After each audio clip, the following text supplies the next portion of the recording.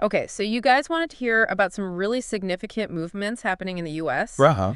And it's interesting because they all start with the letter B. Wow. That's pretty wild. Yeah, so think of this episode as your shortcut to getting up to speed on Black Lives Matter, Blue Lives Matter, all the boycott stuff happening, and Bitcoin Yeah, adoption. those are huge right now. Totally. So we really want to break down the origins, where things stand now, and the impact each is having on the country as a whole. Absolutely. So are you ready to dive in? Let's do it. All right, first up, Black Lives Matter, or BLM as most people know it. Right. This one really started gaining traction around 2013 after Trayvon Martin's death, Uh-huh. and then it just exploded after all those other high-profile cases. Yeah, for sure. And obviously the main focus has been on racial justice and pushing for some serious police reform. Absolutely. But what I think is interesting now is to look at what's happening beyond just the headlines. Like, there's this real push for specific policy changes, not just at the national level, but locally, too. Yeah, you're seeing that all over. Yeah, and it's interesting because, like, with any movement, as it grows, you start to see these internal debates pop up about the best way to move forward. Oh, totally. People start disagreeing on strategy and what they should focus on. Exactly. And I think what's really interesting is how much of a tangible impact BLM has had. Oh, yeah, for sure. I mean, it's not just like we're seeing actual policy shifts in some places when it comes to things like use of force by police. Right.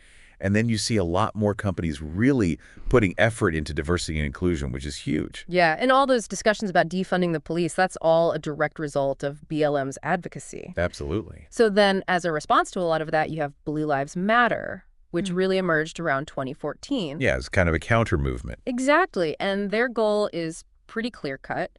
They want to see strong support for law enforcement and more funding for the police, and they want better protection for officers. Right, like they're really advocating hard for laws that give more protection to law enforcement, Mhm. and they're pushing back against any efforts to cut police budgets. Yeah, and it shows this fundamental difference in opinion about public safety and the role of police. Totally.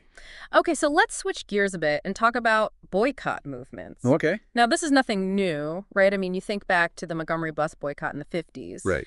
But with social media now, it feels like boycotts have this whole new level of power. Oh, yeah. It's insane how fast they can take off. Right, like any company that does something people don't like ethically or politically, they can be facing a huge boycott overnight. Absolutely. And even though it doesn't always hurt their bottom line right away, the long-term pressure can really force a company to rethink how they do things. And how the public sees them. Exactly. And we've seen companies completely change their policies or even pull products because of boycotts. For sure. Okay, Yeah. last but not least, let's talk about Bitcoin. So it started back in 2009 with this idea of a decentralized financial system, Yeah. one that's not controlled by banks. Right. And it's crazy because it's gone from this kind of fringe concept to something that's being talked about everywhere. Even with all the ups and downs. Exactly. But what's really interesting is that you're seeing more and more businesses and even big investors starting to get involved. Yeah, and the technology behind it is just getting better and better. So even though the price is all over the place, this idea of a digital currency that nobody controls is really catching on. It's definitely shaking things up. Totally. Mhm. So when you look at these four B movements all together, what's the biggest takeaway for you? I think it shows just how much change is happening in American society right now. Right. You have these groups pushing for social justice. You have others who want to protect the institutions we have. You have people using their wallets to make a statement. And then you have this whole technological revolution in finance. All happening at the same time. Exactly. It's pretty wild. Yeah. So looking ahead, I think it's safe to say Black Lives Matter and Blue Lives Matter will continue to be big parts of the conversation about justice and policing in this country.